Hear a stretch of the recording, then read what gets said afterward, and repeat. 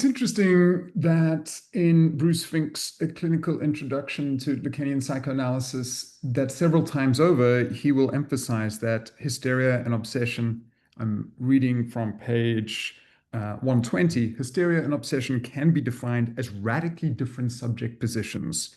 Radically different subject positions.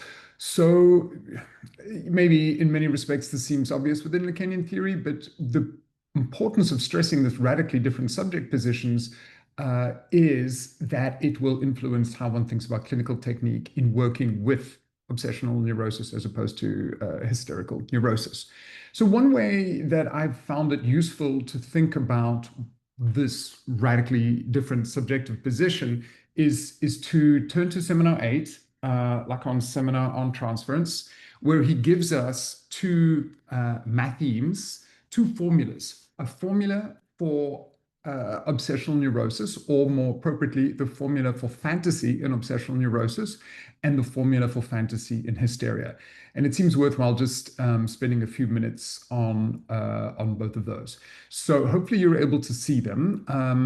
What I'm going to do is just speak through quickly the Mathemes of each, this formula for each, and try to pull out a few fairly accessible ideas and applications from that. And then just also to note that sometimes in different parts of Lacanian theory, the figures, the diagrams, the Mathemes are sometimes, some people find them confusing, sometimes they find them helpful. In this instance, I'd have to say, I think these Mathemes are pretty helpful, just in terms of how they give us a different understanding of the role of the big other, the role of the object, and also the mechanism of repression that is operative in each of these two substructures of neurosis. So let's begin then. I'll situate this. This is in Lacan's session of the 26th of April, 1961. So it's in chapter 18 of the aforementioned Transference seminar. It's in a chapter entitled Real Presence. And what Lacan wants to do here is counterpose his algebraic formulas concerning the functioning of fantasy in obsessional neurosis and hysteria. So let's emphasize that this is not just, it is about hysteria and obsessional neurosis, but he's really thinking about how fantasy works. And of course, when I say that, we're also talking very fundamentally about the role of desire in each of these. So let's start then with the formula for the obsessional. As you can see, the formula for the obsessional has as its very first term the barred big other, or autre in French, the big A with a line through it. It starts with this big other, and then that is followed in an algebraic notation by the well-known lozenge, the diamond shape, which is in many respects a symbol for multiple mathematical relations, bigger than, smaller than, so on and so forth. So there's clearly a very crucial relationship between this big other and then the sign that follows, the barred big other, the sign that follows, which is lowercase phi, the Greek lowercase phi, which is the imaginary phallus in Lacanian terms. This imaginary phallus is then accompanied by Lacan's chosen notation for a sequence of objects, A dash, A double dash, going on and on and on. This like sequence of metonymical objects, one of which can be an extension of another, which can be an extension of another, and so on and so forth. The formula for the hysterical subject, by contrast, places the object A over the bracketed form of a negativized lowercase phi for the imaginary phallus. So one of the things that we can say immediately is that this imaginary phallus is given a very different position. We can also note that this imaginary phallus, which is now put into a relationship via the lozenge to the big other, occurs in an unbarred form. Okay, so we see not only is the phallus negativized in the case of hysteria, but we also see that the big other is not barred. And all of these notational differences are significant. I mean, immediately we could say this connotes a crucial difference in how the hysterical subject and how the obsessional subject relates to the big other. We know, because it's often repeated, that one of the fundamental relations that the obsessional subject has in relationship to the big other and particularly the desiring other, is that they would rather annul this big other. They would rather this big other is simply negated, is not given a kind of real presence, and hence in the notation, it is barred in the case of obsessionality, but it's not barred in the cases of hysterical neurosis. So we can also note here that the role of the object cause of desire, A, is clearly very distinct. This object occurs in a series of metonymic extensions in the case of the obsessional's fantasy. For the hysteric, it takes the form of a substitutional or metaphoric object. Now I'm quoting Lacan. It takes the form of a substitutional or metaphoric object over something that is hidden, minus phi, one's own imaginary castration. So the metaphoric extension, which seems to me to connote the kind of endless substitutability of the obsessional's object A.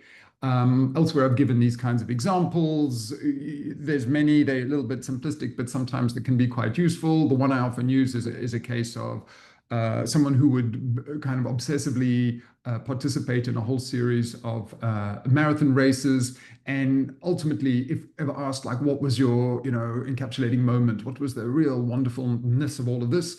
This was something very difficult to put into words because it was always, it was the next race. It was always about the list of races or what would be the next race, rather than being able to, as it were, live in the moment of any particular one. So that we have this kind of substitutability. And then another example I sometimes use is the case of an obsessional subject who has not just one dog, but several dogs, who one dies and then another one is replaced. And we just keep on keeping the same name for that dog. An endless substitutability of this object, or what is desired or loved in this object.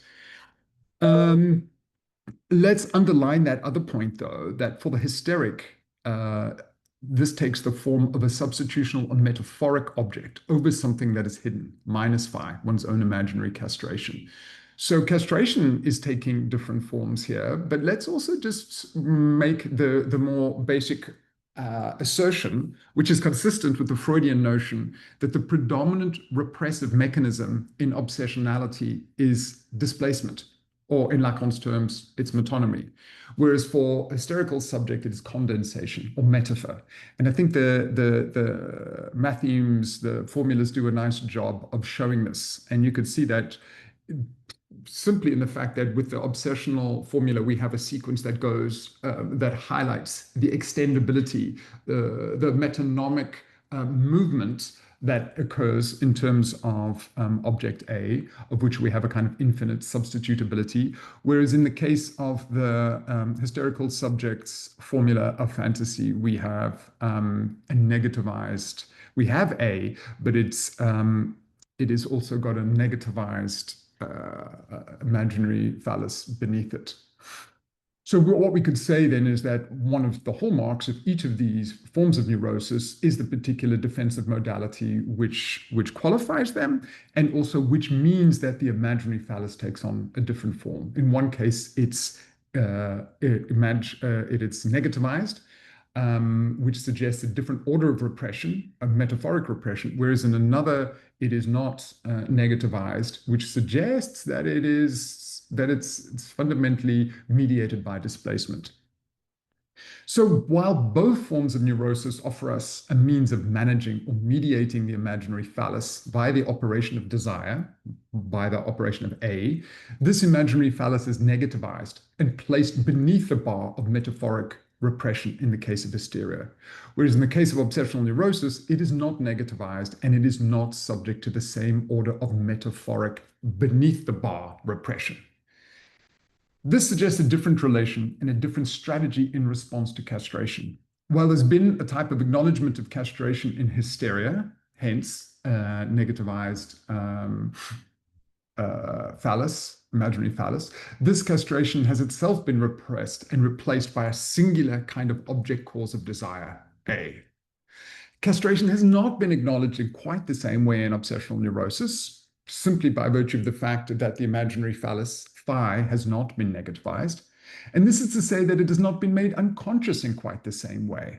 And this, of course, tallies with the idea that an obsessional neurosis, a traumatic event, can be stated. The idea or the signifier can be spoken, can be called upon, because it has not been, as it were, fully or metaphorically repressed, just disconnected from the affects initially connected to it, which in turn reconnect to other ideas. And of course, Freud had referred to this in terms of the false connections of ideas that we see in obsessional neurosis. Back though to the differences between obsessionality and hysteria, the object cause of desire has been pluralized as an infinite sequence in obsessional neurosis. And we could treat this endless fractioning of the object cause of desire as one way of understanding how the obsessional opts for an impossible object of desire. So just two things to comment on there. Obviously, I'm referring to the idea that the desire of the obsessionals is an impossible desire, but also I like this idea of an endless fractioning of the object cause of desire as a kind of defensive orientation that the obsessional takes up. This strategy of infinite fractioning makes the object effectively impossible to attain because it's spread like the multiple marathons. It's distributed. It's distributed across a sequence. This makes it impossible to approach in a singular form. Lacan offers a very useful comparative remark here. He says, for the hysteric, we do not see the relation of the fading of the subject with respect to little a. But as she is a hysteric, we see something else, an uppercase A in which she believes. So that's on page 244 of Seminar 8. But just to note that, because what we're starting to get to is maybe an indication of the famous, if somewhat opaque notion of aphanesis, or the fading of the subject. And Lacan is making a distinction here between what seems to be characteristic responses to desire. I'll give that quote again. We do not see the relation of the fading of the subject. This is with hysterica. We do not see the relation of the fading of the subject with respect to little a. But as she is hysteric, we see something else, an uppercase A in which she believes. So we got a nice remark there. One is to say that we can expect in certain instances a fading of the subject, or aphanesis, to use the term that Ernest Jones had coined that Lacan gives a slightly different meaning to. We can expect something of the order of a fading of the subject in obsessional neurosis, which gives us the interesting question of what that would look like. But we also see that the hysterical subject fundamentally believes in the big other. And hence the big other, even though it is placed in sequentially later in the formula for the fantasy of the hysterical subject, it's not barred. The big other is something that is believed in, whereas for the obsessional, the big other is something that needs to be annulled. So, at the risk of a slight reiteration, not only then does this tell us that we could expect a fading of the subject in the case of obsessionality, certainly so in relationship to the pursuit of desire, it also points to the fact that the other assumes a very different status, a very different order of priority in the respective formulas. The other comes first in the formula for the obsessional, and it takes on a barred form. For the hysteric, the other is unbarred, and it is placed on the far side of the lozenge. This tells us about the distinctive status of the other for the obsessional. The obsessional, after all, typically insists on repudiating any reliance or dependence on the other, and avoids wherever possible the implication necessarily posed by the existence of the symbolic other, namely that they themselves are lacking, that they themselves are in possession of unconscious desires. For the hysteric, by contrast, desire, while subject to repression, has not been made impossible in the same ways that it has for the obsessional.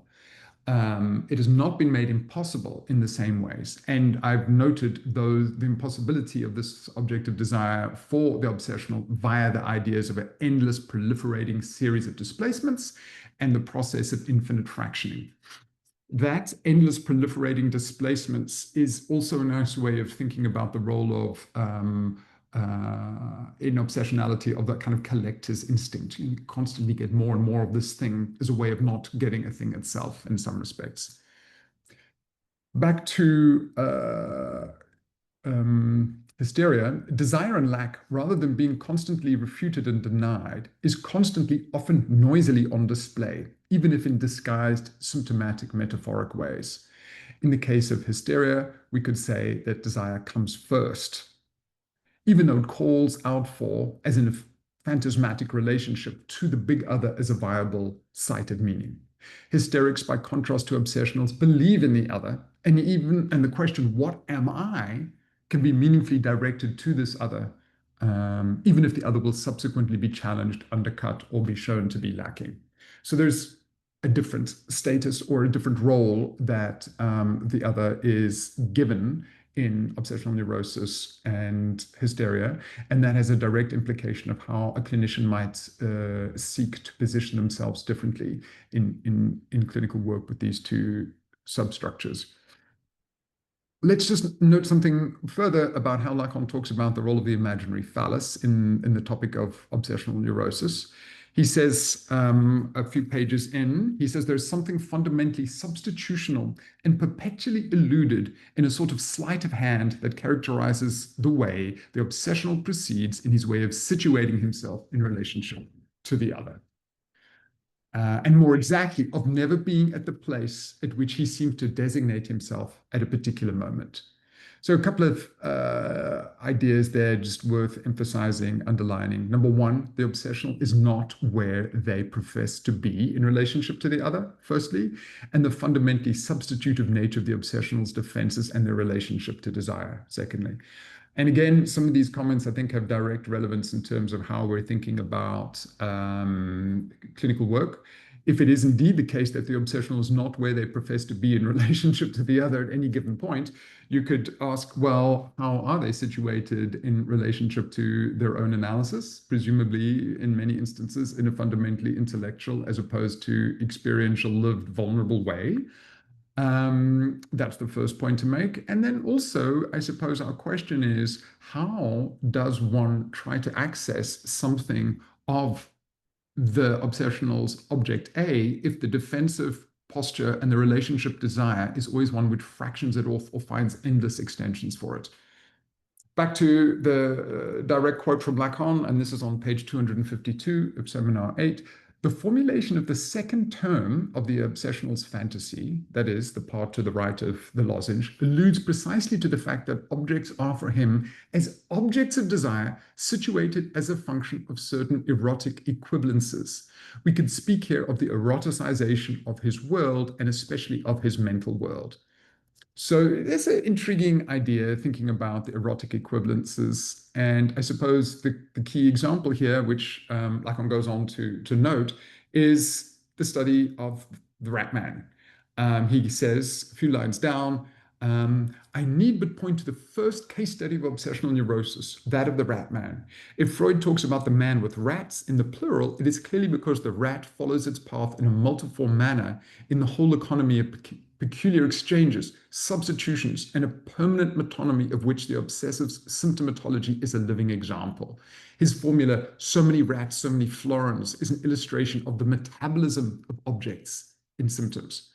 So I think we'll stop on that point, but just to note, there's something really very evocative and interesting about this notion of erotic equivalences, the fact that things are fundamentally distributed, that we have the metabolism of objects in symptoms, that in a sense, the symptomatic picture is scattered with many different instantiations of what Lacan would call the imaginary phallus, that there would be many erotic equivalences in the everyday life of the obsessional, which are not, as it were, fundamentally repressed, by which we mean repressed in a kind of totally forgotten, metaphoricized, amnesic kind of way, but are distributed across multiple symptoms and actions within the obsessional's world, which would then mean that it's because they're displaced as such that one would need to find the appropriate clinical technique and position to get a sense of how all of these little metonymic indices point to something that the obsessional would not easily be able to approach, and should they approach it, would presumably result in a form of aphonesis.